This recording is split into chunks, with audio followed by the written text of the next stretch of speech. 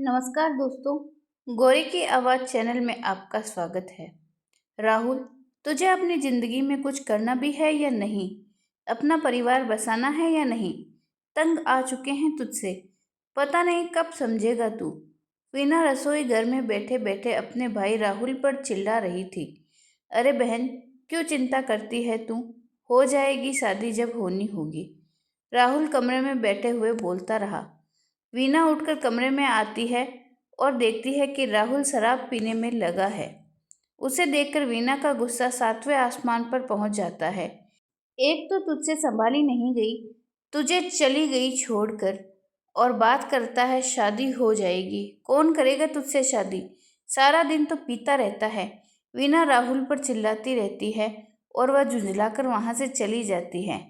वीना मन ही मन सोचती है, अगर इसकी शादी हो जाए तो हो सकता है वह सुधर जाए और पीना बंद कर दे। कुछ दिनों बाद वीना अपने ससुराल चली जाती है। वीना के पड़ोस में एक औरत रहती थी। वह एक विधवा थी जिसका नाम था रानी। रानी के दो बच्चे थे, मोहित और सालू। दोनों अभी बहुत छोटे थे। रानी के पति की एक सड़क हादसे में मौत हो गई थी। वह बिल्कुल अकेली पड़ गई थी और उस पर दो छोटे छोटे बच्चों की जिम्मेदारी भी थी। रानी के मम्मी पापा रानी की दूसरी शादी कराने के लिए दबाव बनाते थे। देख बेटा, अभी तो मोहित और सालू बहुत छोटे हैं, ना समझ है। जैसे तू उन्हें रखेगी वो रह जाएंगे, पर जैसे जैसे वे बड़े होंगे उनकी जिम्मेदारियां भी बढ़ेगी और अकेले में तू कैसे दो बच्चों की जिम्मेदारी उठा पाएगी? आगे चलकर तुझे भी एक साथी की जरूरत तो होगी ना। रानी की माँ उसे समझा रही थी।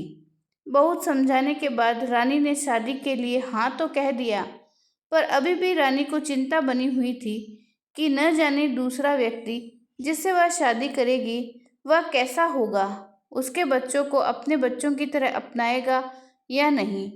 बच्चे उन्हें अपने पिता के रूप में स्वीकार कर पाएंगे?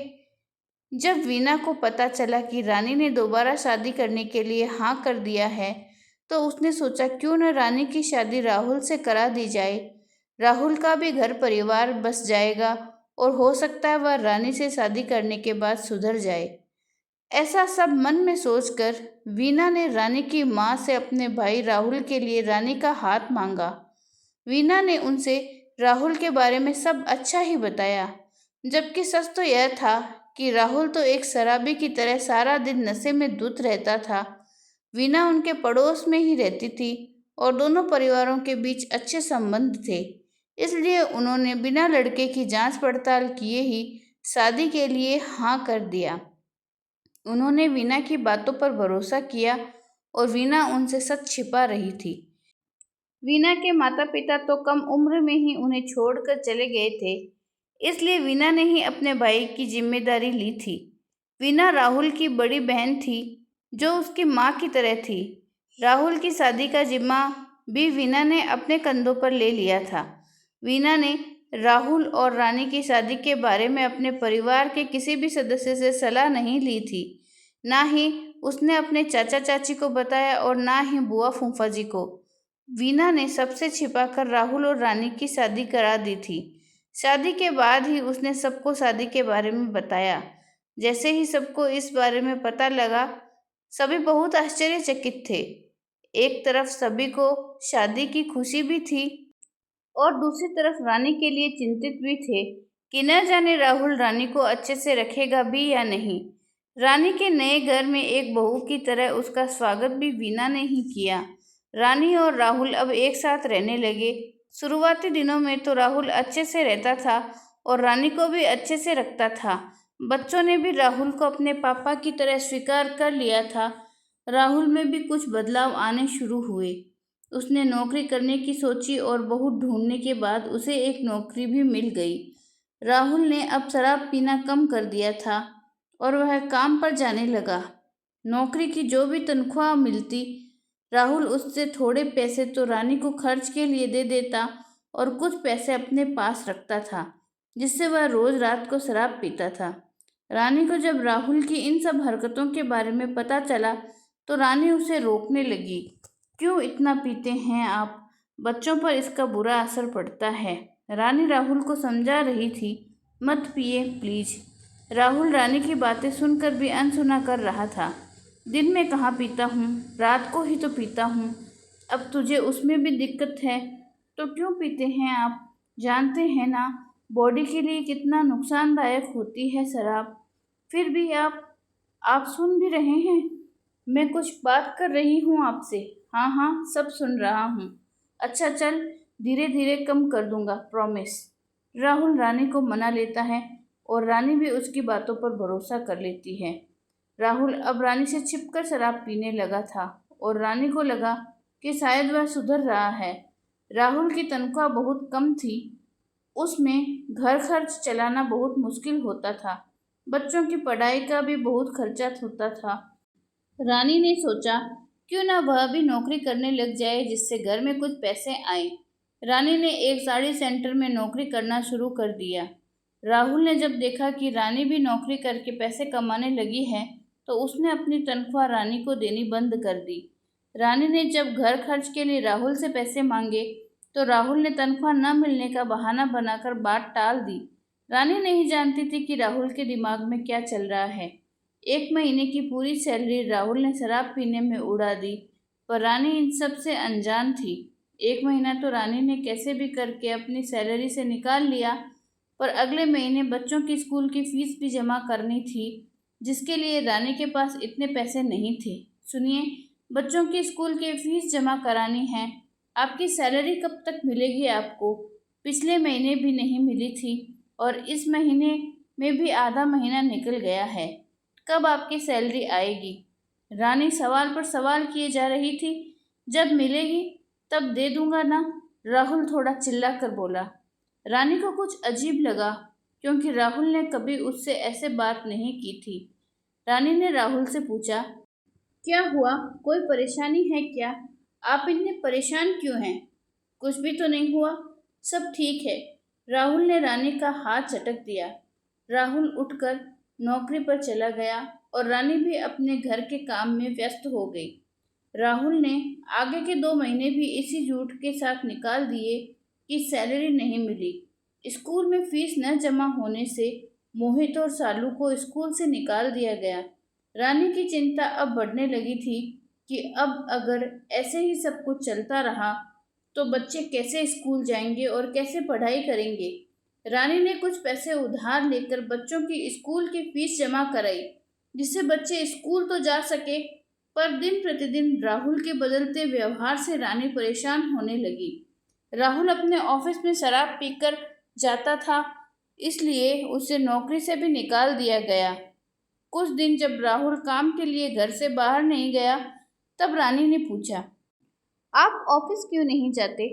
मेरी तबीयत ठीक नहीं है, बहुत कमजोरी हो रही है कुछ दिनों से, इसलिए ऑफिस से छुट्टी ली हुई है।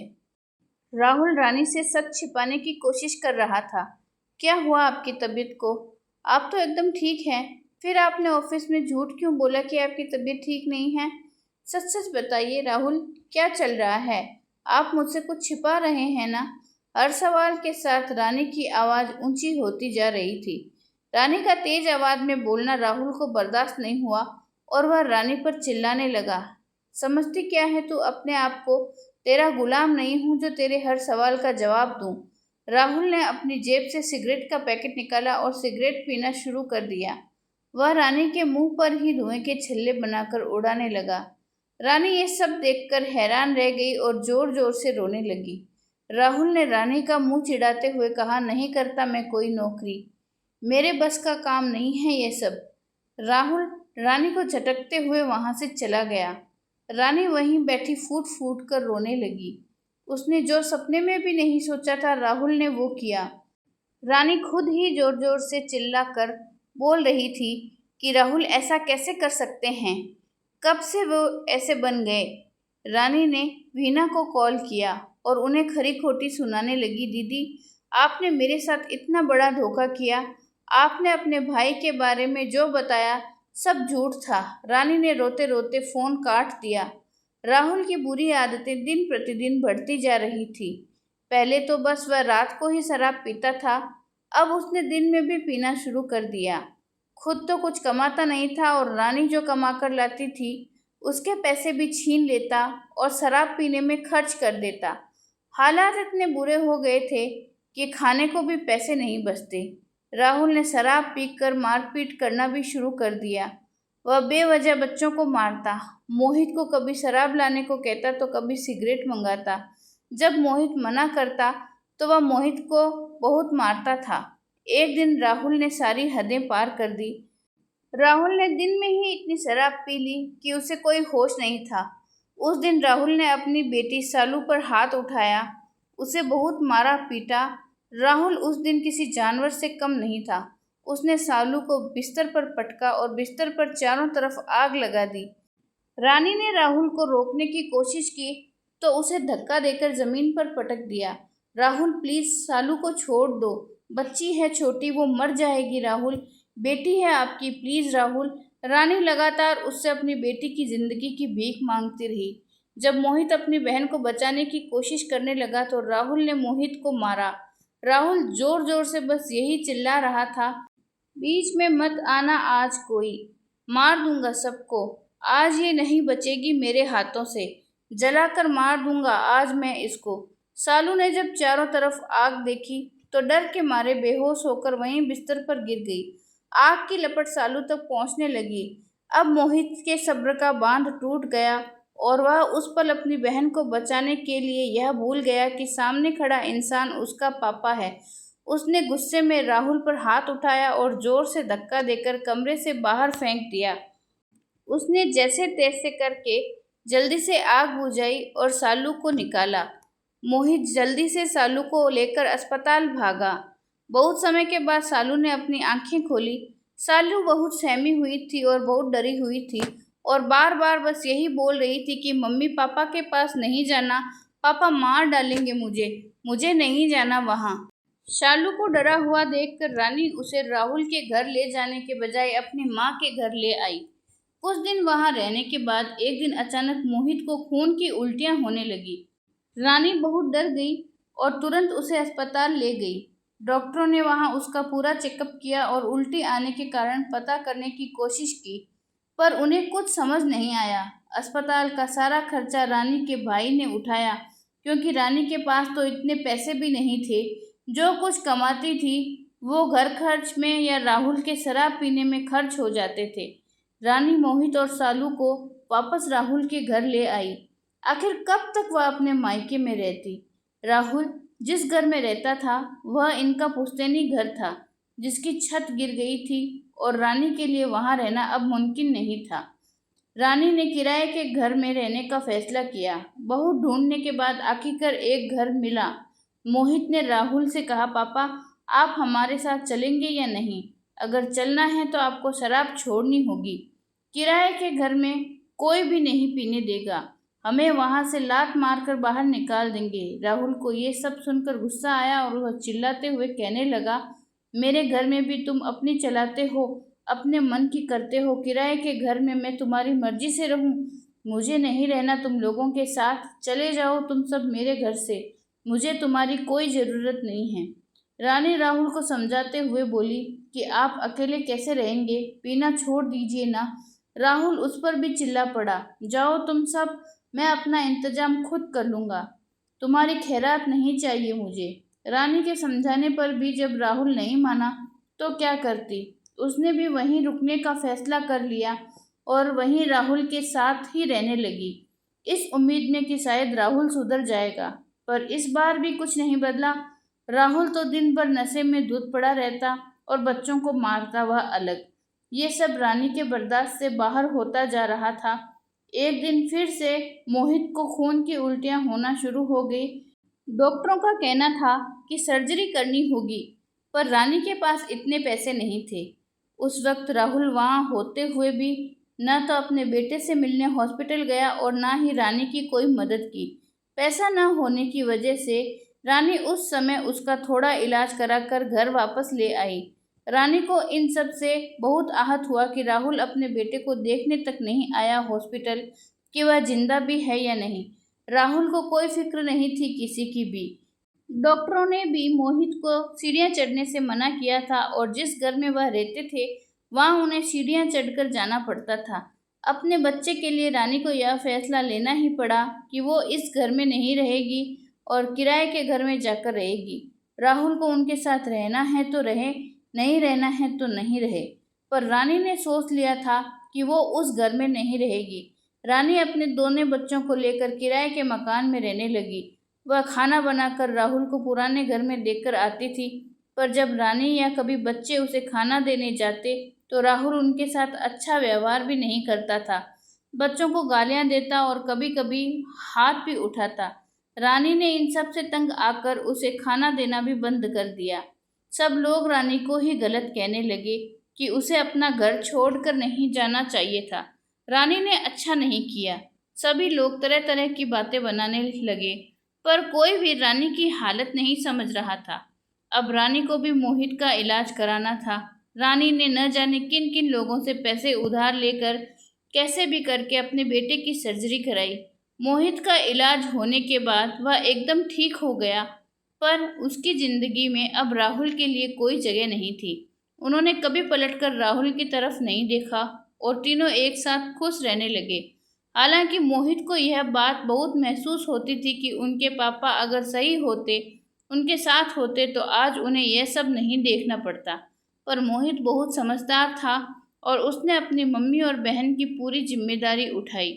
अब वह तीनों एक दूसरे की दुनिया थे और तीनों बहुत खुशी से रहते थे।